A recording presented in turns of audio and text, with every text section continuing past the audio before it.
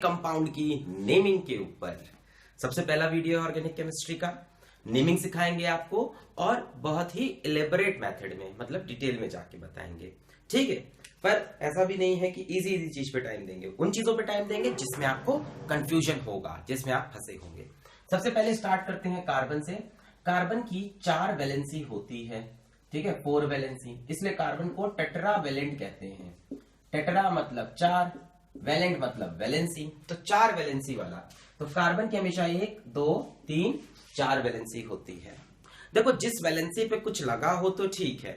जैसे मान लो यहाँ पे हमने एक वैलेंसी पे यहाँ कार्बन लगा, क्लोरीन लगा दिया, एक पे ब्रोमीन लगा दिया, एक पे आयोडीन लगा दिया और आपको कंपाउंड दे दिया कि नाम लिखो।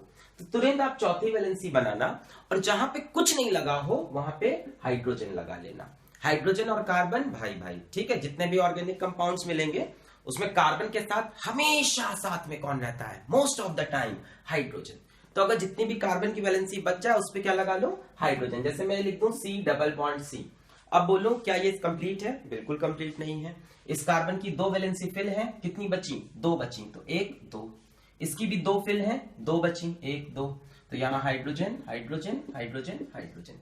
तो जहां जहां वैलेंसी बच रही हो वहां वहां हाइड्रोजन लगाने को है, ठीक है।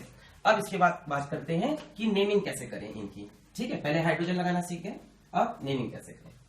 तो बच्चों, नेमिंग के लिए एक आपको पता ही होगा कि जहां पे 1 कार्बन होता है उसको हम मेथ बोलते हैं, और जहां पे 2 कार्बन होते हैं उसको हम एथ बोलते हैं। जैसे कार्बन कार्बन हो तो बोलेंगे एथ, और 3 कार्बन हो तो बोलते हैं प्रोप, है ना, 1 2 3। और 4 कार्बन हो तो बोलते हैं ब्यूट, है ना। 5 कार्बन हो तो बोलते हैं पेंट, ठीक है। 6 कार्बन हो तो बोलते हैं हेक्स, 7 कार्बन हो तो बोलते हैं हेप्ट, 8 कार्बन हो तो बोल देंगे ऑक्ट, और 9 कार्बन हो तो बोल देंगे नॉन, और 10 कार्बन हो तो बोल देंगे डेक, 11 कार्बन हो तो बोल देंगे अनडेक, ठीक है ना। तो इस तरह से चलता रहेगा। 12 कार्बन हो तो बोल देंगे डू डेक।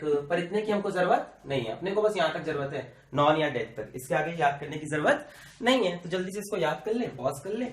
मैं एक बार रिपीट कर दे रहा हूं। 1 meth, 2 eth, 3 prop, 4 but, 5 pent, 6 hex, 7 hept, 8 oct, 9 non, 10 dec. तो ये नंबर ऑफ कार्बन बताता है। इनको बच्चों ऑर्गेनिक केमिस्ट्री में रूट वर्ड भी बोलते हैं। क्या बोलते हैं? Root word. ये बताता है कि कितनी लंबी हमारी मेन चेन है, रूट कितनी लंबी है, जिस शाखा का आप नाम लिख रहे हैं। जैसे कोई ऑर्गेनिक कंपाउंड ऐसा हुआ, ठीक है, तो ये उसकी रूट है, ये उसकी मेन रूट है ना। तो रूट वर्ड बताता है कि मेन चेन में कितने कार्बन है। तो इसको याद करना पड़ेगा, पॉज करके, पॉज पॉज पॉज, याद, ठीक है। अच्छा, अब इसके बाद आगे बढ़ते हैं हम और नेमिंग लिखना शुरू कर देते हैं बच्चों, ठीक है। अब और कुछ थोड़ी ना पढ़ना है इसके अंदर, नेमिंग लिखते हैं। जैसे हमने यहाँ पे आपसे कहा कि हमारे पास यहाँ पे 1 कार्बन 2 कार्बन ऐसे लिखे, हमने कहा इसका नाम बताइए। तो पहले आप वैलेंसी फिल करो। इसकी 1 वैलेंसी फिल है, कितनी बची? 3। तो यहाँ पे 3 लगा दिए हाइड्रोजन। इसकी 1 फिल है, कितनी बची? 3। तो 3 क्या लग गए? हाइड्रोजन। अब कार्बन कार्बन, 2 कार्बन तो बच्चों एथ। अब देखो, कार्बन कार्बन बीच में सिंगल बॉन्ड है, तो जब भी सिंगल बॉन्ड हो तो लिखो एन, डबल बॉन्ड हो तो लिखो इन, और ट्रिपल बॉन्ड हो तो लिखो आइन। तो इसको हम बोल देंगे एथ एन।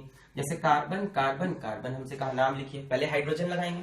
इस कार्बन की 1 वैलेंसी फिल है, 3 हाइड्रोजन। इसकी भी 1 फिल है, 3 हाइड्रोजन। इसकी 2 फिल है, 2 बची, तो कितने हाइड्रोजन? 2 हाइड्रोजन, ठीक है। तो 1 2 3, 3 कार्बन तो प्रोप, है ना, 2 कार्बन तो एथ, 3 कार्बन तो प्रोप, 4 कार्बन तो ब्यूट, 5 कार्बन तो पेंट, तो प्रोप। अब कार्बन कार्बन में कौन से बॉन्ड है? सिंगल बॉन्ड, तो क्या लिखेंगे? इन। तो ये बॉन्ड किसके बीच में देखना है? कार्बन और कार्बन में। कार्बन कार्बन डबल बॉन्ड तो इन, कार्बन कार्बन ट्रिपल बॉन्ड तो आइन।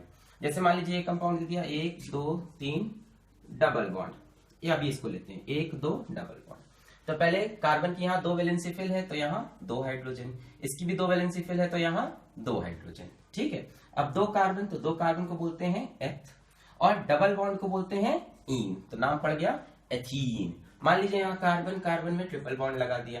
तो पहले क्या करना है? पहले इसकी वैलेंसी फिल करनी है। 3 वैलेंसी फिल है, 1 हाइड्रोजन। इसकी भी 3 फिल है, तो 1 हाइड्रोजन। 2 कार्बन तो एथ, ट्रिपल बॉन्ड तो आइन, तो नाम पड़ गया इथाइन। तो हमने देखा इथेन, इथीन और इथाइन इस तरह से लिखे जाते हैं। मान लीजिए ये है 1 2 3 4 डबल बॉन्ड, और यहाँ पे 1 2 3 4 डबल बॉन्ड, अब देखो ये दोनों कंपाउंड देखने में एक जैसे लग रहे हैं, ध्यान से देखो, 4 कार्बन और डबल बॉन्ड, पर ये दोनों डिफरेंट कंपाउंड हैं। कैसे डिफरेंट हैं? डबल बॉन्ड की पोजीशन अलग है। तो जब ऐसा कुछ हो जाए तो बच्चों नंबरिंग करनी स्टार्ट करनी पड़ती है। क्या करते हैं? नंबरिंग। पहले हाइड्रोजन लगा ले, इसकी एक वैलेंसी फिल हो रखी है तो कितने हाइड्रोजन? 3। इसकी 2 फिल हो रखी है तो 2। इसकी 1 2 3 फिल हो रखी है तो 1। इसकी 2 फिल हो रखी है तो 2। अब इसकी नंबरिंग बच्चों उस तरफ से करो जिस तरफ से डबल बॉन्ड पास पड़े, from that and from which double bond और ट्रिपल बॉन्ड सबसे पास में। तो यहाँ डबल बॉन्ड पास में इस तरफ से कि इस तरफ से? इस तरफ से। तो 1 2 3 4, 4 कार्बन तो बोल देंगे ब्यूट। अब कार्बन कार्बन में सिंगल बॉन्ड भी है और कार्बन कार्बन में डबल बॉन्ड भी, तो डबल बॉन्ड को लिखते हैं फिर सिंगल को नहीं लिखते। कहां पे है? फर्स्ट, तो इसका नाम पड़ेगा ब्यूट 1 इन। फर्स्ट पोजीशन लिखे ना लिखे कोई फर्क नहीं पड़ता, तो आप ब्यूटीन भी लिख सकते हैं। ठीक है, फर्स्ट पोजीशन मेंशन करना बहुत जरूरी नहीं, otherwise double bond triple bond की पोजीशन हमेशा मेंशन करनी है, फर्स्ट पोजीशन नहीं मेंशन करोगे तो भी चल जाएगा। अब जैसे ये है, पहले वैलेंसी फिल करें। एक वैलेंसी फिल है 3 हाइड्रोजन, एक वैलेंसी फिल है 3 हाइड्रोजन, इसकी 1 2 3 फिल है 1 हाइड्रोजन, 1 2 3 फिल है तो इस पे भी 1 हाइड्रोजन। तो बच्चों ये 4 कार्बन की नंबरिंग अब किधर से करें?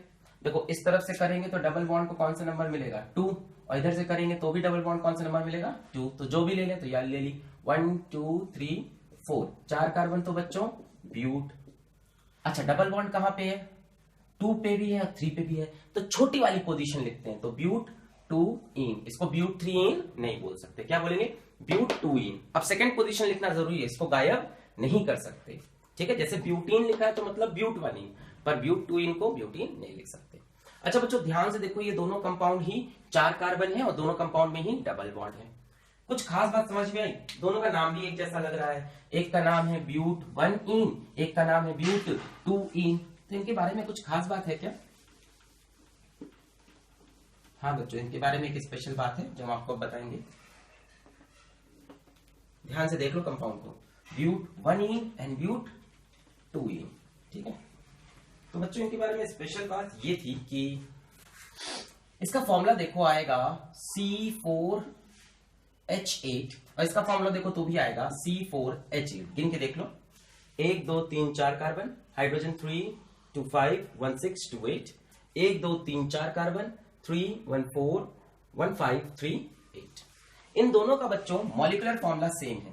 क्या सेम है?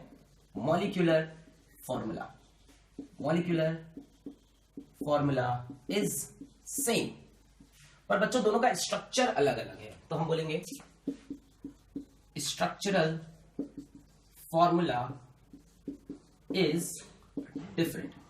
तो ऑर्गेनिक केमिस्ट्री में ऐसे कई कंपाउंड हैं जिनका मॉलिक्यूलर फॉर्मूला तो सेम निकलता है, बट स्ट्रक्चरल फॉर्मूला, स्ट्रक्चर अलग अलग है। देखो दोनों का फॉर्मूला C4H8 C4H8, बस स्ट्रक्चर अलग अलग है, IUPAC नेम भी अलग अलग है। ऐसे कंपाउंड्स को बच्चों ऑर्गेनिक केमिस्ट्री में बोलते हैं आइसोमर्स, इनको हम बोलते हैं आइसोमर्स।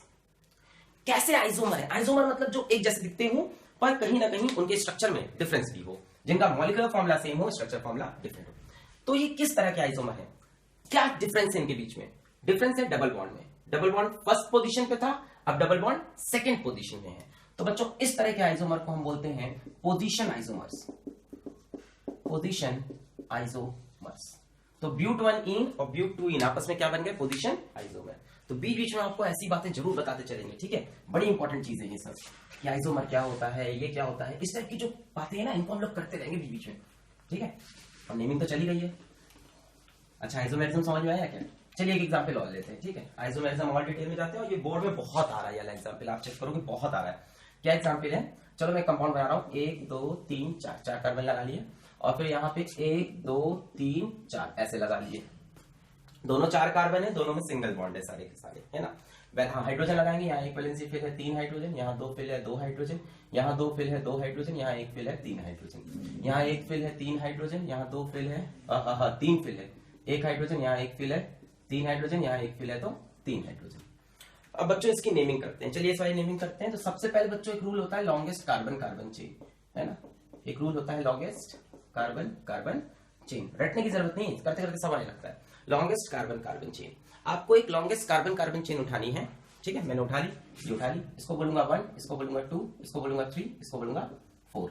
तो 4 कार्बन है, 4 कार्बन को बोलते हैं ब्यूट। कार्बन कार्बन में कैसे बॉन्ड है, सिंगल बॉन्ड है तो इन, तो इसका नाम तो सिंपल था, ब्यूटेन। बहुत सिंपल। अब यहां पे लॉन्गेस्ट कार्बन कार्बन चेन देखनी पड़ेगी। देखो, या तो तुम चेन ऐसे बनाओ 3 कार्बन की, या तो ऐसे बना लो, है ना। ऐसे नहीं कि नीचे गए फिर ऊपर आए, ये चीज अलाउड नहीं है, ठीक है।